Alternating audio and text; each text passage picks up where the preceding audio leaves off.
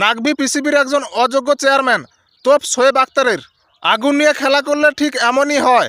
এখন হাড়ে হাড়ে টের পাচ্ছেন পাকিস্তানের চেয়ারম্যান মহসিন নাকভি। টি-20 বিশ্বকাপে ভারতের বিরুদ্ধে ম্যাচ খেলা নিয়ে কম নাটক করেননি তিনি। বাংলাদেশকে মগডালে তুলে মই করে নেওয়ার কাজটা নিপুণভাবে করেছিলেন এই মহসিন নাকভি। শেষ পর্যন্ত অর্থের প্রলোভন এবং শাস্তির ভয়ে পিছু হাঁটতে বাধ্য হন। তবে ভারতের বিরুদ্ধে পাকিস্তানের এমন ভরাডুবি যে হবে সেটা তিনি ভাবতেও পারেননি। সপারিষদ কলম্বোয় গিয়েছিলেন ম্যাচ দেখতে। পাকিস্তানের ব্যাটিংয়ে ধস নামতেই চুপি চুপি মাঠ ছাড়েন চেয়ারম্যান। সত্যিই কীভাবে বা মুখ দেখাবেন? প্রতিপক্ষ দলের কাছে গোহারা হেরেই মাথা হেঁট তো হলোই, এবার দেশেও বিক্ষোভের মুখে পিবিসি চেয়ারম্যান। পাকিস্তানের প্রাক্তন পেসার শোয়েব আখতার রীতিমতো গোলা ছুড়েছেন। তার কথায় উনি অযোগ্য, অশিক্ষিত। পিবিসির চেয়ারম্যান হিসেবে উনার কাজ কি উনি আদৌ সেটা জানে না, শুধু মুখে বড় বড় কথা বলতে জানে।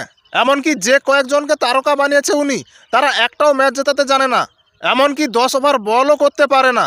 নাকভির জন্য পাকিস্তান ক্রিকেটের এই বেহাল দশা।